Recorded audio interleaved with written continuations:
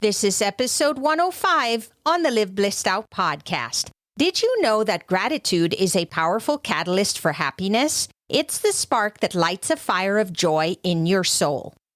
Hello, action taker. Welcome to Live Blissed Out, a podcast where I have inspirational and informational conversations with business owners and subject matter experts to help you get the scoop on a variety of topics.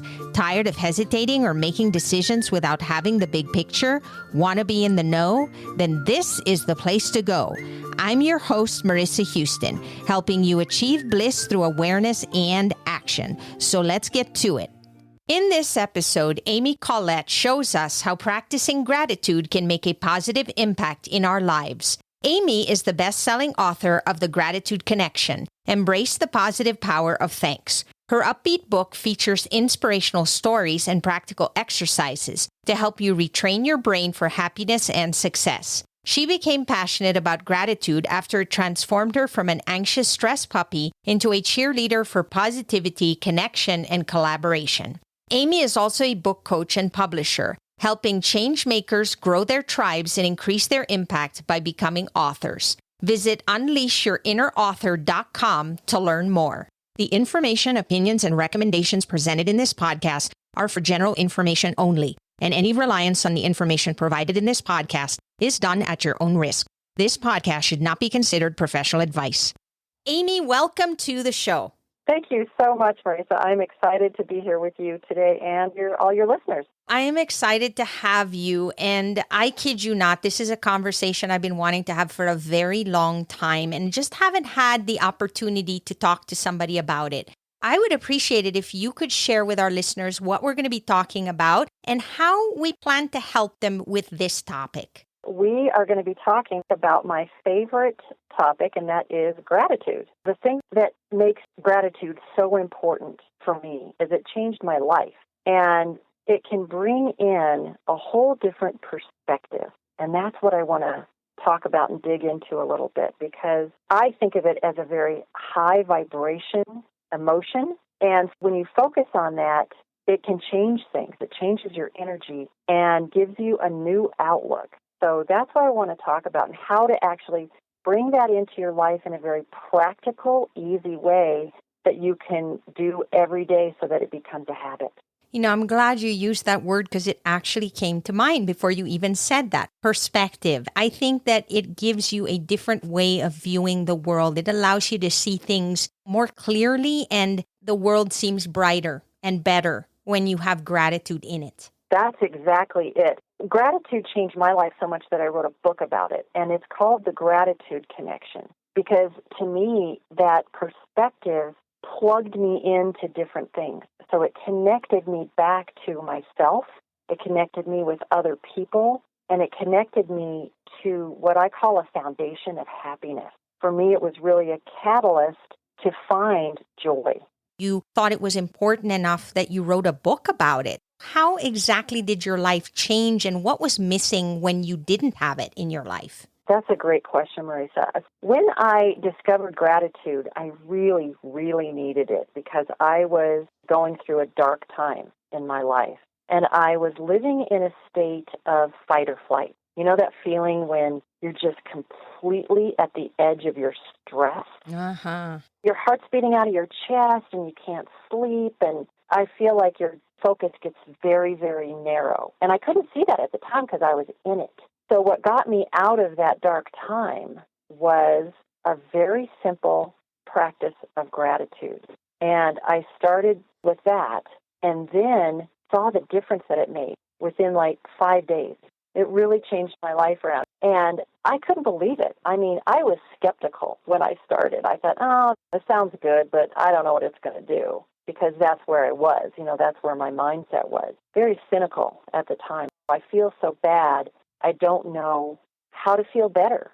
And I thought gratitude might be a good start, and I was right. It's like quicksand. It just drags you in, and you can't see the beauty around you. You can't appreciate the good things in your life. Let me share a fun metaphor that I came up with after I was working with gratitude and positivity practices for a while. I could see this really clearly looking back at where I had been and how far I'd come. So if you imagine your life as a pie, whatever your favorite pie is. Blueberry. Today it's a blueberry. Okay, so we take a slice out of that beautiful, juicy blueberry pie. So there's a piece missing, and all you can see is that empty pie plate. So when I was in that fight or flight mode, I was standing in the middle of that pie plate looking out at the empty piece missing. There was like one piece of my life that was missing, and that's all I could focus on. It was my business, and things had gone wrong in my business, and all I could see was that. I couldn't see anything else. So when I started practicing gratitude, then my perspective shifted.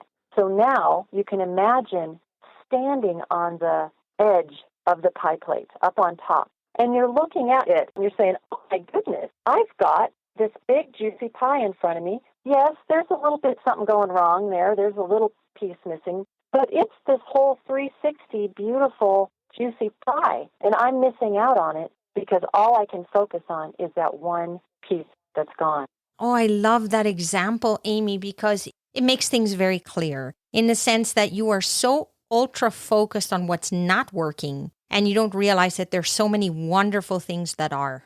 Yeah, and for me, gratitude was the catalyst because I thought I had nothing to be grateful for. I started this practice and I started thinking about the things I was grateful for, and I instantly started coming up with a pretty big list. I was really surprised. I was like, oh, wow, okay, well, I hadn't thought about that. And I didn't think about it until I made myself, until I sat down and decided to focus on the feeling of gratitude, and then that opens up all the things that I have to be grateful for. Sometimes we don't see it until something even worse happens. So, for example, in our lives today, we are relatively free to make our own choices, to do things the way we see fit for ourselves. But what happens if you end up in a situation where you are told when to eat, when to wake up, what to dress, what to do, and all of those freedoms are taken away? You don't really realize what you have until you're put in that situation. And then when you're released from that situation, then you start to appreciate what you had before more than you ever have because you couldn't see it. You didn't really understand what it meant at the time. What I hear you saying is you always have something to be grateful for, even in a tough time. So I equate it to things like grief or loss. We're all going to deal with that at some point in our lives. And we can be grateful for things even in those times, or when we're isolated, like we just have been through the last year and a half. We have something inside always to be grateful for. So yes, you can be grateful for your house and your car and whatever your situation is materially, physically. You have this incredible treasure trove inside of you of things to be grateful for. So just your basic existence on the planet, that's a miracle. And then all the talents and gifts that you're born with that you bring into the world for yourself and to share with others, that's an incredible bounty that can take a lifetime to truly understand and appreciate. Even if we have nothing else, of course we need the basics to live, but if we have nothing else, we still have so much to be grateful for because we can mine that treasure trove inside of the gifts that we came in with. And we might say, well, it's kind of boring to say I'm grateful for my house and I'm grateful for my coffee machine or I'm grateful for my electricity. But when you think about it truly, how many people in the world don't have any of those things and wish they did? What we might consider relative or just plain things that we expect to have in our lives because the people around us have it and that's how we grew up can be treasures to other people. Sometimes these challenges or things where we're faced with a situation where we don't have those things anymore, then we start to realize, wow, it may have seemed like something so normal, but now I realize how I love my coffee machine and I'm so grateful that I get to make myself a fresh cup every morning. I think of the basics as being like a hot shower. I'm very lucky. Not everyone in the world gets to have a hot shower every day. And it's something that's just kind of a miracle, the way our infrastructure is set up and everything. So we have hot water piped into our house. It's pretty amazing that we get to take So I think it is important to give that sense of gratitude for the basics, just for the everyday, ordinary things, because I think that alone helps shift your perspective to a feeling of abundance rather than that feeling of lack. Even if we have a lot of things, we can still be grateful for that. We don't have to be in lack to say, oh, now I appreciate it. And that's one of the advantages of bringing a gratitude practice into your life, is so that you start to appreciate the big things, the little things, the silly stuff like your favorite pair of red shoes. You get to see it from that point of view of abundance and joy that comes with experiencing these things. Are you searching for a trusted merchant service provider for your business? SG Associates LLC is your partner for quality payment and merchant service solutions. With over 15 years of experience in credit card processing, SG Associates offers merchants the best pricing, products, and customer service available from a payment and solution service provider.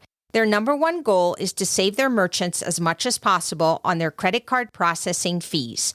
To learn how they can help you, call 1-800-455-5211 or visit sg-associatesllc.com. That made so much sense. Everybody always talks about the glass half empty or half full. Which one do you see? Because they're both true, but it's really your perspective, like which one do you tend to focus on? And I think that explanation there that you described really hits home, because it helps us understand that rather than focusing on what you don't have, putting a lot of focus on the things that you do have increases that gratitude and appreciation for all the wonder in our lives. I find that gratitude, at least for me, I can appreciate it silently. So I wake up in the morning and I say, oh, my first cup of coffee, oh, that's so wonderful. Or, oh my gosh, the sun is out today, I'm so grateful. Whatever that may be. But then there's also what I perceive as expressed gratitude, which is where not only am I grateful inside, but I share that gratitude with other people. So that might mean I'm going to sit down in front of my computer and reach out to somebody and say thank you for being in my life, or sending a card, or doing something nice, because I want to share that feeling with other people. So I define that as silent gratitude versus expressed gratitude. And I wanted to ask you if that was something we should all have, in terms of, do we need to do both? Or do you find that beginning with silent gratitude will just automatically want us to express it in some way, just because it kind of flows over to that side? Yes, I love that you bring this up, Marisa, because I started with silent gratitude. When I began, I didn't think I had much to be grateful for. I wasn't expressing it. I was kind of a grumpy person at that point. I was not very happy. I was stressed out all the time, and I was just focused on that. So not a super fun person to be around. I began on myself, and I just took it internally, and I wanted to focus not on writing it out, because I'm a writer, and I can tend to get into my head. When I start writing, then it becomes a bullet list. It can be kind of automatic for me, where I'm not necessarily plugged into my emotions. And that's what I wanted to change, because I felt so lousy at that time. I just wanted to feel a little bit better. I just wanted to feel less bad. I just wanted to hurt a little bit less and to be stressed a little less. And so I wanted to touch base in myself with that feeling of gratitude. So that's where I started. No pen or paper. I just put my hands over my heart, breathed in. I almost thought I would have to imagine it. I focused on the feeling of gratitude, and that just calmed me down. So let's try this together. I would love to ask your listeners to do this with us right now. If you put one or two hands on your chest, above your heart, and just breathe. It seems like the first thing that happens is that your shoulders relax. It's very soothing. It's comforting. So that alone is a nice thing. That's a start. Sometimes you have to get yourself just calmed down enough. If you're in fight or flight, or you're very upset about something, or just feeling bad, just soothe yourself for a minute with this, and then focus on feeling gratitude. And maybe you think about something that you've been grateful for in the past. Maybe it's a relationship, maybe it's a thing, maybe it's a memory. And so you can focus on that. And then just open your mind to the things in your life that you're grateful for right this minute. And that's how I started. What did you think of that, Marisa? I love it because it's grounding, I guess is the best word to describe it. Because there's so much noise in our lives and our brains are always running full bore. We're thinking about a million things. And to just be able to breathe and touch base with yourself and just stop for a moment, just those few seconds make all the difference in terms of shifting your perspective. That's exactly it. It shifts your energy because you do become a little bit more grounded. You become a little bit more relaxed and in touch with yourself. So that's really important. I did it in the morning when I woke up and in the evening when I went to bed. That's how I started. And it's a great way to start and end your day.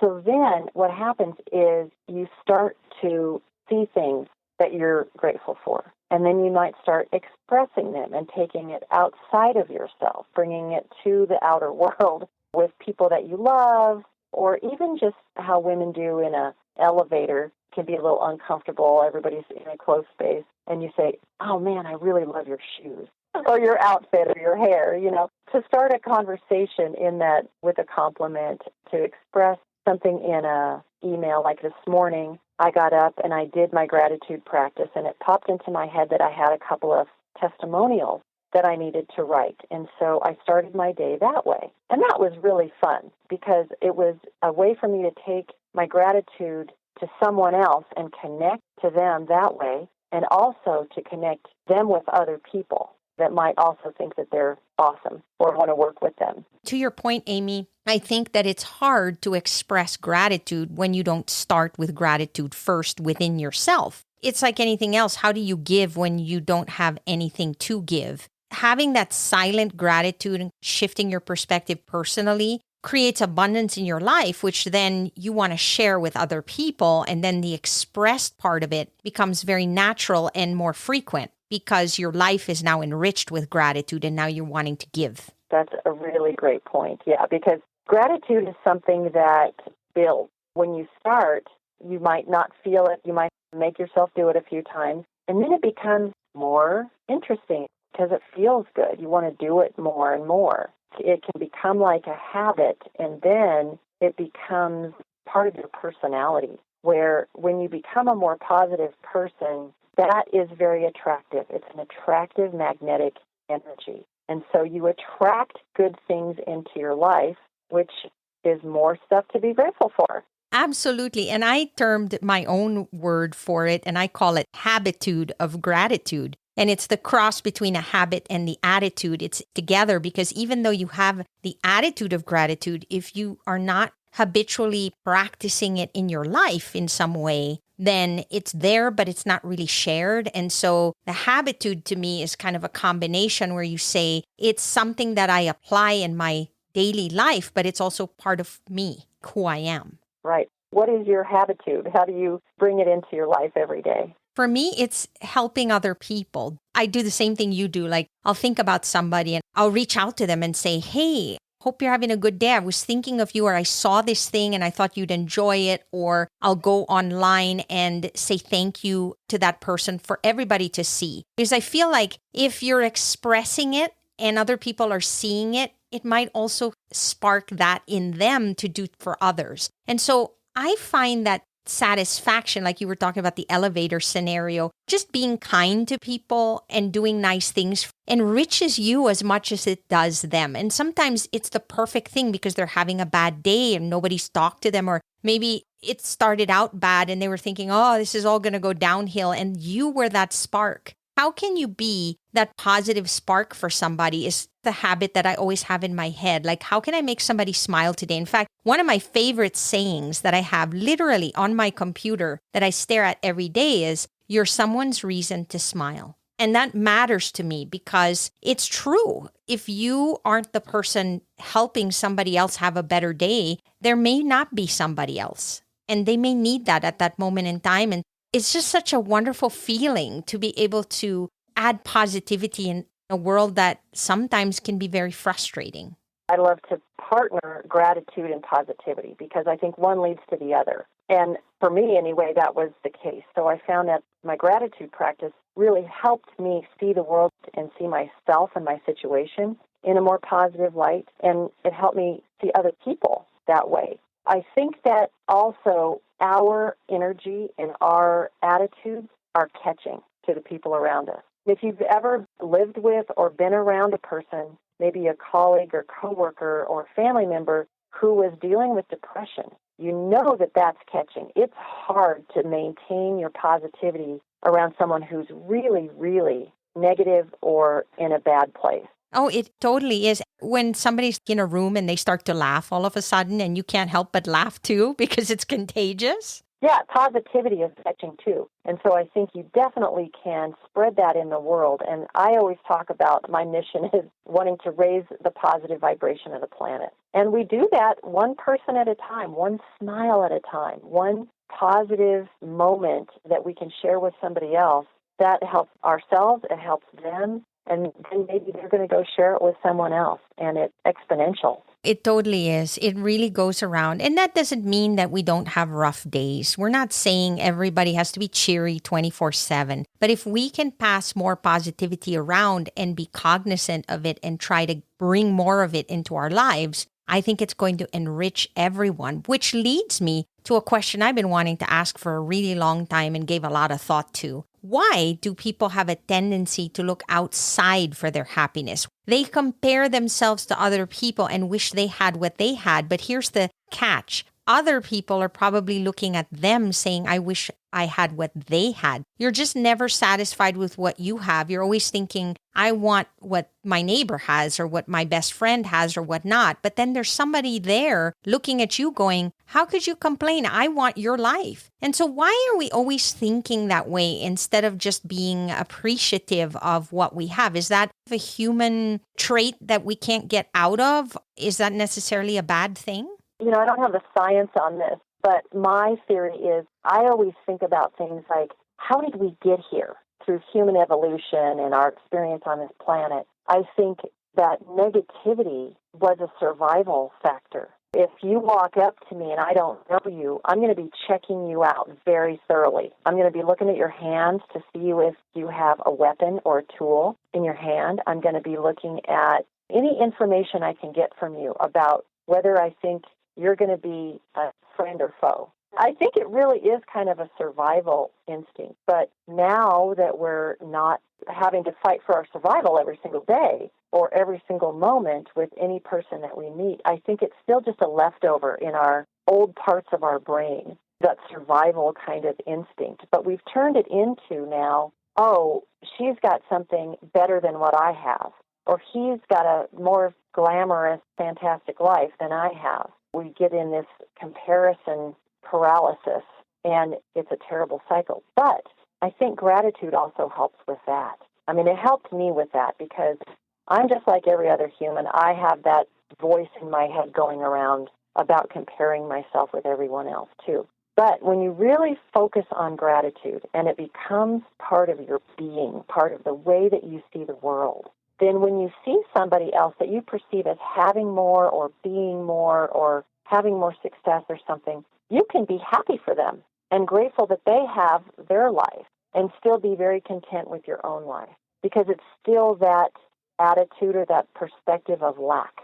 When you're coming from lack, everyone else might have something better than you do. That's such a good point. And I think that human nature, we always want to strive to be better, to do better. I don't know necessarily that we'll ever get to a point where we say enough is enough. We're always looking towards how can we improve. If I have this car, I want to work towards another car. I have this house, I want to work for another house. And those are material things, but it could also be even self-development. We're wired to try and improve ourselves and everything around us. And so that could be a very positive thing as well. But to your point, it's that feeling of lack, feeling sorry for yourself or wondering why you can't seem to achieve whatever it is you're out to achieve, and you get frustrated, you get down on yourself, and that negativity then stops you from appreciating what you do have.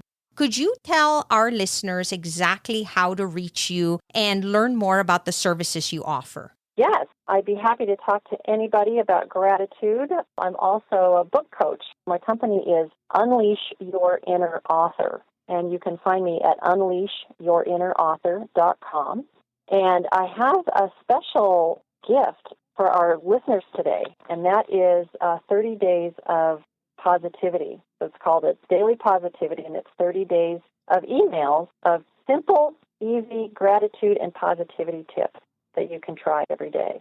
Wow. So they can just go to your website and enter their email to join up for that? Yes. So the address is unleashyourinnerauthor.com/positive. We need so much of that in today's world, particularly. It's just nice to be inspired and just be reminded, because having those positive messages really helps us start our day on the right foot.